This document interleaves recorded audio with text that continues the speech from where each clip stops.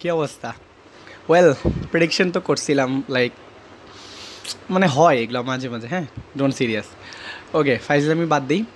বাংলাদেশ কালকে ম্যাচ জিতে গেছে অ্যাট আফগানিস্তানের সাথে বাংলাদেশ 8 রানের জয়লাভ করছে। আচ্ছা, ঠিক আছে। ফুল ম্যাচ কভারের কথা বললে ফার্স্ট অফ অল যেই জিনিসটা আসে সেটা হচ্ছে যে বাংলাদেশের কালকের ফিনিশিংটা নট ওয়েল, ভালো হয় নাই, একদমই ভালো হয় নাই।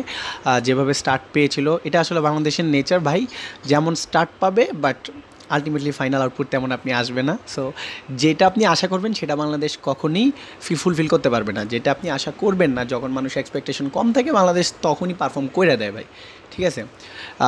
বলতে গেলে কালকে যে জিনিসটা নিয়ে আমি ভয় পেয়েছিলাম সেই জিনিসটাকে বাংলাদেশ ওভারকাম করতে পারে না, সোজা কথা।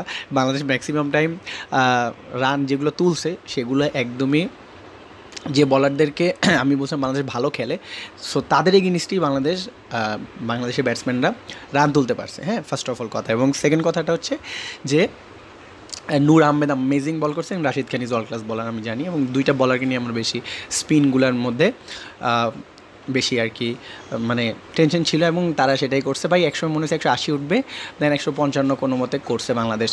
ওকে, গেল। আর জাকির আলীর কথা না বলি স্পেসিফিকলি, ভাই চোখে দেখে নাই কালকে বল, কালকে শিওর কিছু খাইছিল, শিওর কিছু কিছু খাইছিল ভাই।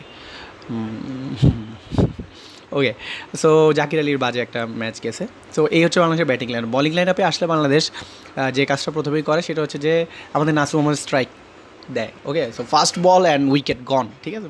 এটা একদমই স্পেকটেকুলার এবং ভালো একটা বলিং ছিল। নাসুমের ডেলিভারি ভালো ছিল। রিশাদ হোসেন কালকে খুবই ভালো বল করছে।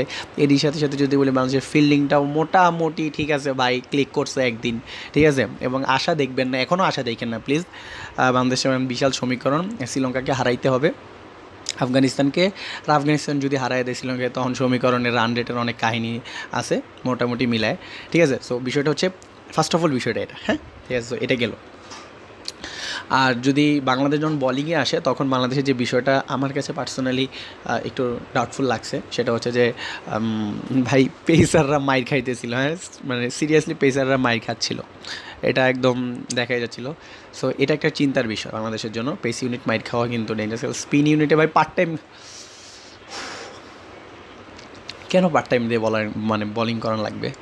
মানে যেই রানগুলো ওমরজাই যদি আউট না হইতো, রাশিদ খান যদি সেট থাকতো, ভাই 8 রানে ম্যাচ জিতাম। মানে এটা জিতে গেছি ভাগ্যের জোরে, ঠিক আছে। সত্য কথা বলতে হলে ভাগ্যের জোরে জিতে গেছি, পারফরমেন্স দিয়ে তো জিতি নাই। কারণ যখন আপনি 9 উইকেট পর্যন্ত পড়ে যাবে, হ্যাঁ, তখনও 10 নম্বর ব্যাটসম্যান এসে আপনাকে 2টা 6 মেরে দিতেছে, হ্যাঁ, তাসকিনকে একদম 20তম ওভারে এসে, যেটা 18-19 রানের ম্যাচ, সেটা 8 রানে শেষ হয়েছে। সো রান রেটের কথা আমাদের মাথায় নাই, ঠিক আছে। মানে ওরা রান কমায় নিছে আফগানিস্তান, ঠিক আছে। এখন যদি খেলতে গিয়ে একটু 19-20 করে দেন শেষ। সো বিষয়টা হচ্ছে এটা, বাংলাদেশ ওয়েল এনাফ মানে লাস্ট ম্যাচ কোথায় কোথায় টাইনা জিতছে ম্যাচটা। আমি এটাতে হ্যাপি না, কারণ আপনি যখন ভালো টিমের এগেনিস্টে আসবেন, এইগুলা ভাই কাজ করবে না, যেদিন ভাগ্য কাজ করে না। সো গেছে, আপনাদের মতামতকে আমার কমেন্টে জানান। অ্যান্ড সমীকরণ আছে, বহুত কিছু আছে, দেখা যাক শেষ হোক, সেমিফাইনাল যাইতে পারি কি না। বাংলাদেশের হাতে আর কোনো ম্যাচ নাই, তিনটা ম্যাচ তারা কমপ্লিট খেলে ফেলেছে। সো গেছে, আপনাদের মতামত কি? আপনারা কালে খেলায় স্যাটিসফাই কিনা আমাকে একটু কমেন্টে জানান। আর ভালো লাগলে ভিডিওটা লাইক দিন। দেখা হচ্ছে নেক্সট ভিডিওতে।